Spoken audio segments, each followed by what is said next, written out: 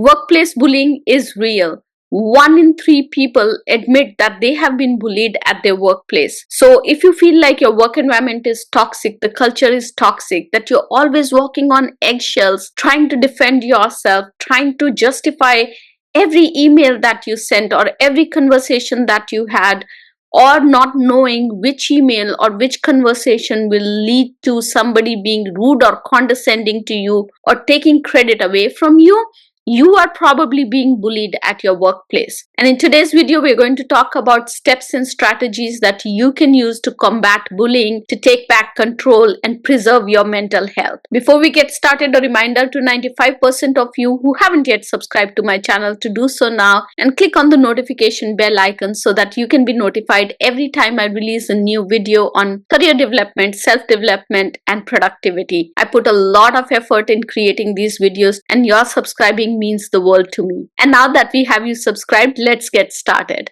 So dealing with bullying in workplace can be exhausting and stressful, and figuring out how to stop it is sometimes not easy. But the reality is that you are not alone, and there are practical steps that you can take to regain control and stop that toxic behavior. And the first step to this process is to recognize the signs of bullying. Bullying is not just about somebody being rude or condescending occasionally. Bullying is repetitive. It's targeted behavior meant to harm you, to belittle you, and to isolate you. This can show up in various forms in a workplace. Criticizing everything that you do, no matter how well you do it. When others appreciate you and this one person says that you did a shitty job, that's a sign that you're being bullied.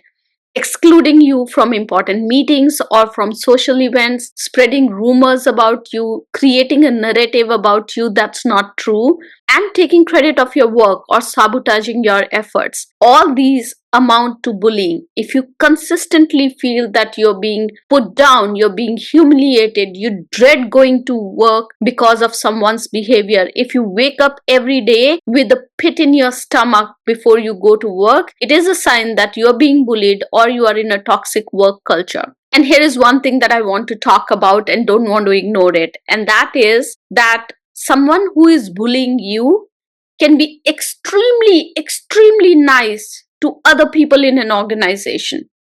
It's not that bullies have meanness written all over their faces. They can be extremely nice to other people. They can come across as empathetic, compassionate leaders for others, but to you, they can be mean, they can be condescending, they can always be pulling you down. It can be a very passive-aggressive approach that they can have. And I've dealt with a bully like that at my workplace who everybody else thought was great.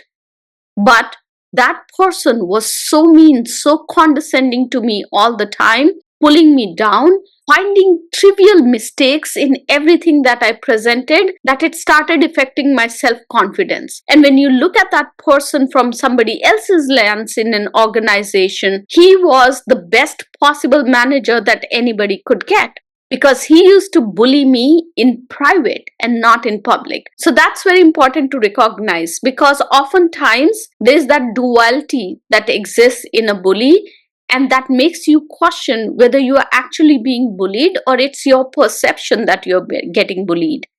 So keep that in mind as we walk through the next steps. The next step is to acknowledge and not brush off the fact that you are being bullied. Now, our natural instinct is to downplay it.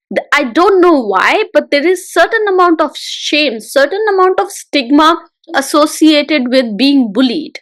And it should never be the case. There's often this instinct to say, maybe I'm overreacting. Maybe it's not that bad. But here is the thing. If someone is making you feel small, anxious, or powerless, if you have a pit in your stomach every time you think about interacting with this person, this is bullying. Acknowledge to yourself that this isn't normal. It's not okay. Workplaces are not supposed to be toxic. The culture is supposed to be welcoming so that everybody can bring their best to the workplace. It's not about feeling sick, feeling bad about every conversation that you're going to have with a person. So once you admit that you are being bullied, you can start figuring out what to do about it. Until and unless you agree and you tell yourself and acknowledge to yourself that you are being bullied, you will never be able to confront the bully. You'll never be able to take the next steps to take the power back. The next step is to start keeping notes. Now, this might feel awkward to you, but one of the best ways to protect yourself is to keep a record of what's happening. You don't need anything fancy. You can just jot down the details when something happens, note the date, note the time,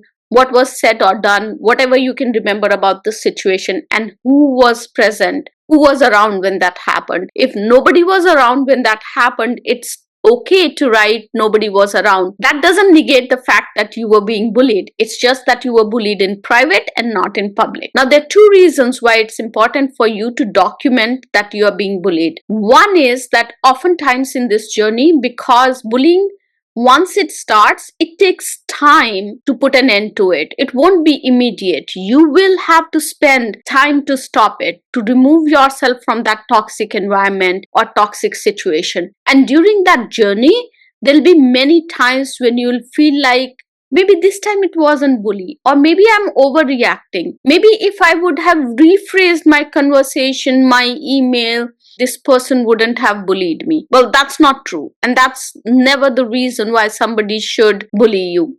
So when you have this record available, this solidifies the fact for yourself that you are not overreacting, that you are not being bullied for something that you lack. Oftentimes, we have this instinct. We go back to finding faults in ourselves because we think that there's something wrong, because that's what bullies do. They make us feel that there's something wrong with us. And that's what you want to change. So when you're on that journey to change this for yourself, you will need some proof points. And these notes become your proof points. And second is that if you ever need to bring this up later with your manager or with HR, having clear examples makes your case stronger. It's easier for people to ignore vague complaints. But if you have specific instances written down, it's harder for them to brush it off. It compels them to take action. The next step is to talk about it. Find your support network. It can feel really isolating when someone is bullying you, but the odds are that you're not the only one probably who is noticing this.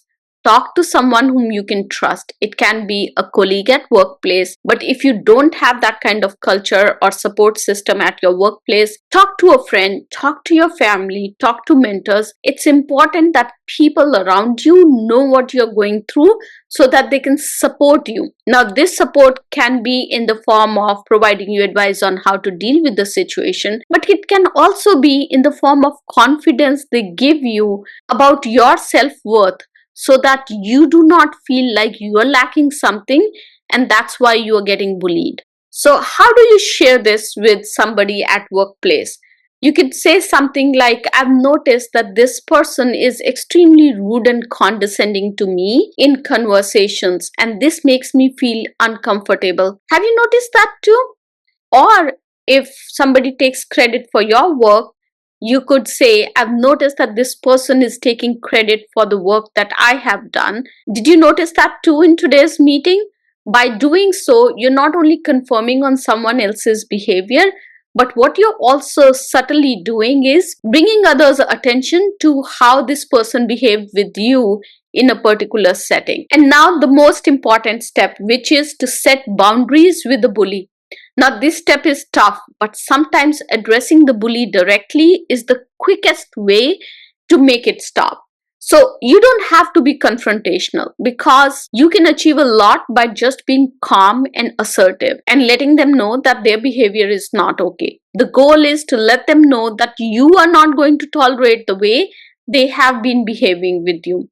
For example, you could say something like, I've noticed that you have been interrupting me a lot in the meetings, and I would really appreciate if you can let me finish my thoughts. Or you could say that it makes me really uncomfortable when you make jokes about my work. It builds a false narrative around my work ethics and makes me feel really uncomfortable. So I would like you to not make any jokes about my work. Oftentimes, bullies will back down when they see that you're not going to quietly accept their behavior anymore. Most often, bullies are not expecting you to confront the situation calmly. They are either expecting an outburst or they are expecting that you will be quiet and keep accepting their behavior.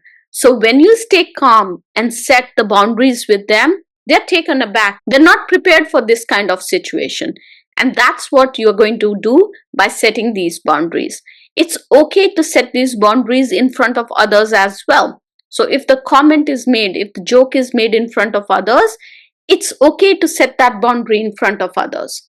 Bullies hate being confronted in public. So when you do it in public and when you do it very calmly, expect that the other person is going to either provide a justification or say sorry to you. In both these cases, you have achieved your goal of setting boundaries. When you address situations like this and when you set boundaries with your bully, come back and make sure that you document that as well. Because more often than not, this one time setting boundary is not going to help. If bullying continues and you've tried to handle it yourself, it's time to bring your manager or HR in.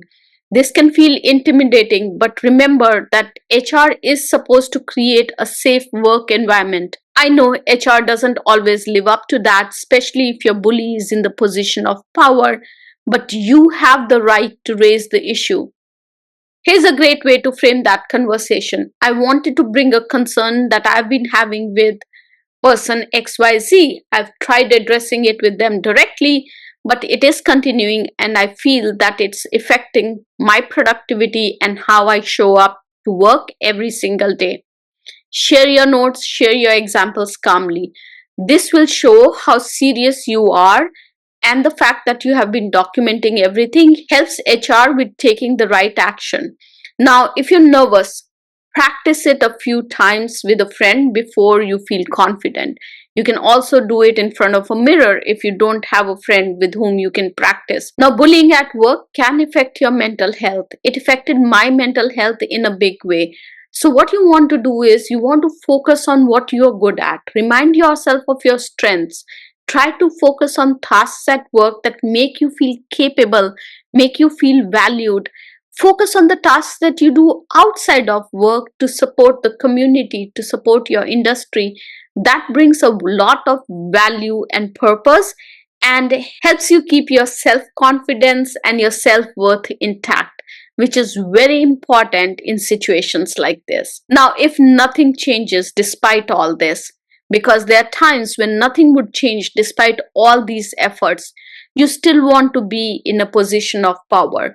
Ask yourself the tough question: is this the company that I want to stay with? Is this the culture that I want to be part of? Is this job worth it? It's okay if you need to move on. Remember that the courage is not just in staying and dealing with the situation. It's also courageous to be able to say that this battle is not worth fighting and I'm going to quit now. Sometimes the best way to stop being bullied is to leave the environment where it's happening. Your well-being is so much more important, plus taking control and finding a company and a job where the culture is great can be incredibly empowering. Now, while you are in the process of finding this new job or trying to stick it out in your current job, if bullying continues, you have a legal recourse, especially if it's based on a bias like race, gender, or religion. So these were the steps that you can use to stand up for yourself, get the right kind of support, and regain control in a situation where you are being bullied.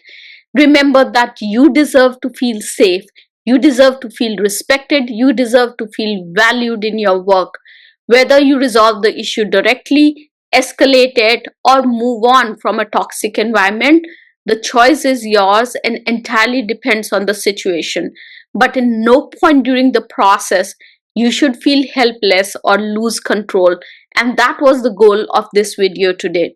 If you liked this video, please like, share, and subscribe. I would love to see your comments if you have been bullied at workplace and how you handled it. There's so much that we can learn from each other. We are building a very strong community here on my YouTube channel, and I love learning from each one of you. I'll see you next week with yet another video. Till then, have a successful week. Bye-bye.